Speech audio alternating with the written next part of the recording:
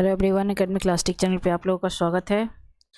आज हम लोग जनवरी 2022 के कुछ करंट अफेयर्स को देखते हैं। क्वेश्चन नंबर 1, दूरसंचार विभाग द्वारा 6G तकनीक पर टेक्नोलॉजी इनोवेशन ग्रुप TIG के तहत 6 टास्क फोर्स का गठन किया गया है। तो 6G टेक्नोलॉजी पर इनोवेशन ग्रुप के जो अध्यक्ष हैं वो कौन है? 6 task force have been set up by department of telecommunication under the technology innovation group TIG on 6G technology. Who is the chairman of technology innovation group on 6G? तो 6G पर technology innovation group के जो अध्यक्ष हैं वो हैं के राजा Raman. Okay, के राजा रामन। अगला क्वेश्चन है, भारत के लिए ऊर्जा संक्रमण रोडमैप तैयार करने के लिए पेट्रोलियम और प्राकृतिक गैस मंत्रालय ONGC द्वारा स्थापित ऊर्जा संक्रमण सलाहकार समिति के अध्यक्ष कौन है? Who is the chairman of the energy transition advisory committee setup by minister of petroleum and natural gas to prepare energy transition road map for India?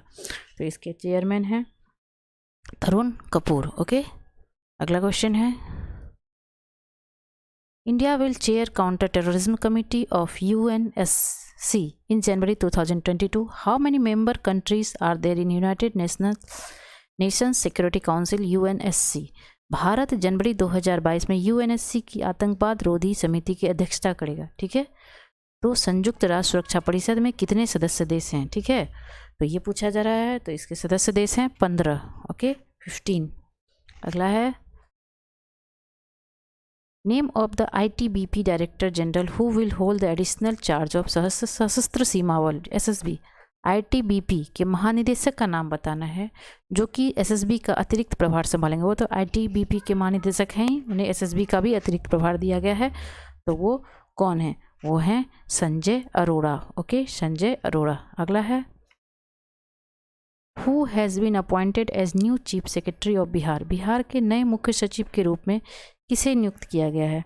तो बिहार के नए मुख्य सचिव के रूप में नियुक्त किया गया है किसे? अमीर सुबहानी को। ओके, अमीर सुबहानी। अगला है, who among the following took over as the 24th director general of Indian coast guard? किसने भारतीय तटरक्षक बल के 24वें महानिदेशक 24वें के रूप में पदभार ग्रहण किया है? तो किसने पदभार ग्रहण किया भारतीय तटरक्षक बल के 24वें महानिदेशक के रूप में? तो वो हैं VS Pathania. Okay, VS Pathania. अगला क्वेश्चन है, रेलवे बोर्ड के नए अध्यक्ष और मुख्य कार्यकारी अधिकारी के रूप में किसे नियुक्त किया गया है? Who has been appointed as new chairman and chief executive officer of railway board?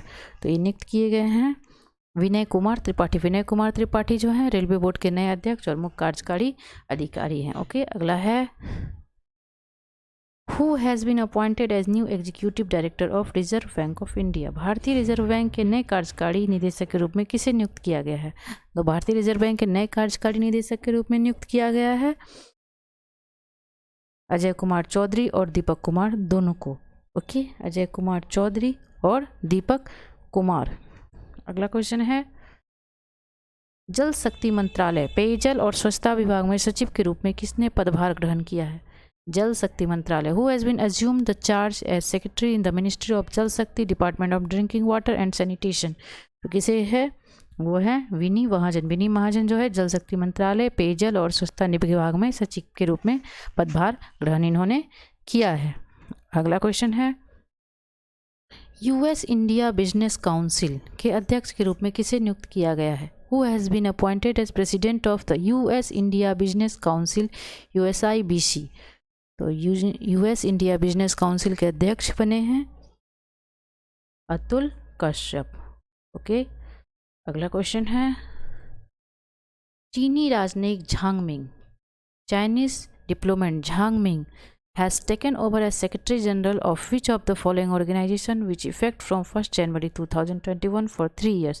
चीनी राजनयिक जो हैं झांग मिंग 1 जनवरी 2021 से 3 वर्ष के लिए किस संगठन के महासचिव के रूप में पदभार इन्होंने ग्रहण किया है? झांग मिंग ने। तो इन्होंने पदभार ग्रहण किया है संघाई सहयोग संगठन, संघाई कोऑपरेशन ऑर्गेनाइजेशन का।